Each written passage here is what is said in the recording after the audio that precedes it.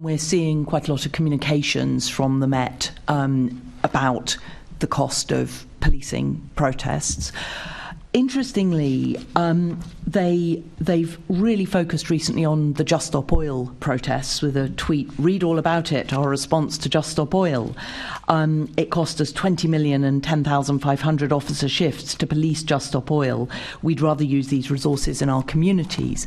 Now, I just wonder if you have a view on the way that they're picking out an environmental protest as against there's so many other protests that are also causing huge additional costs for the Metropolitan Police. And do you have a view on the way that the Met are picking out the environmental protests for particular scrutiny? Okay.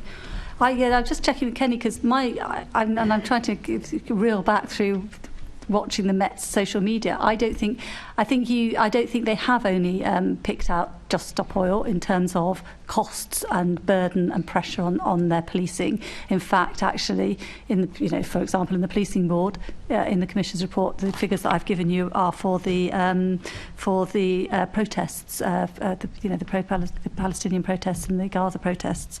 So I would have to go back and check that they have only done that because I don't think they have.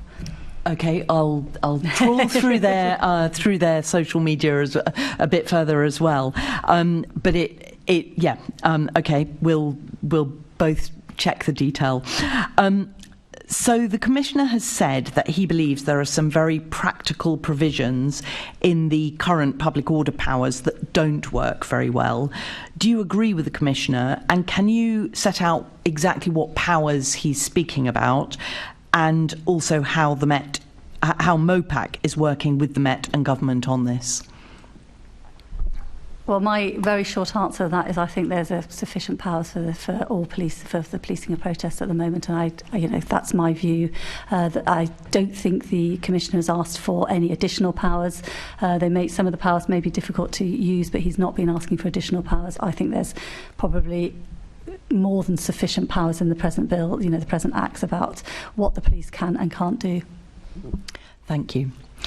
I have, I don't know which order you two put your hands up. Assembly Member Hall and then Assembly Member Prince. Thank you, gentlemen. I was going to, before your last comments, Chair, say that I think that there's been a massive change to communications in the Met. I've really noticed it. I wanted to commend you for it, and they're being far more proactive now, and I think that's good. As for being one-sided, stuff and nonsense, I look at your communication all the time because obviously I care passionately about policing, as I know you do, and because the difference is we've got demonstrations are one thing, other things are when we've got a bunch of people putting orange paint all over things like Christmas trees that members of the public have spent hours putting up, and they want to damage paintings, stick themselves to things, and God knows what else. So if the police are actually commenting on that, good on them, because it's what the rest of the public think. We're all sick to death of the nonsenses of Just Stop Oil and the way they damage so many people's property, the amount of stress and damage they cause. So good on the police if they're commenting on it, because I absolutely agree with them. Very many of us, the majority I would hasten to add, are sick to death of the antics and of course the cost to the police of Just Stop Oil. And I feel very strongly, as you might have noticed, about this. You can hear very strongly, Assembly Member Hall. Was there a question? No, that was a statement, and I'm quite happy to repeat well, in it which if you case like. I'll move straight on to Assembly Member Prince. Thank you. Just to try and be helpful, I will form this in the frame of a question to the Deputy Mayor.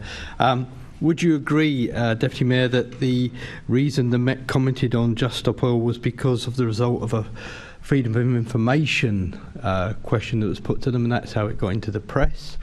And secondly, would you also agree, or did you know, that it was indeed the Mayor of London who blamed Just Stop Oil in an article in the Daily Mail?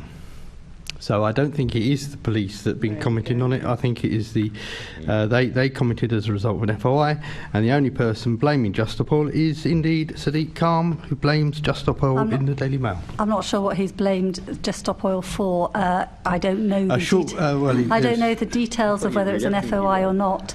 The Metropolitan Police comments on protests and has given the information about the cost of all sorts of protests and will continue to do so. Possibly there has been a bit of a focus on Just Stop Oil because of some of the criminal damage that has happened. However, I think that if you look at what the Mayor of London says in terms of Just Stop Oil and those protests, is that yes, of course there's the right to protest, and of course, more than of course, that we are facing a climate change crisis, and that we do need emergency action. But protests need to be lawful and peaceful and not disrupt the economic recovery and the economic development of London. So you would agree they're not just singling, as I agree, they're not singling out any one organisation, just there's lots of pressures on them.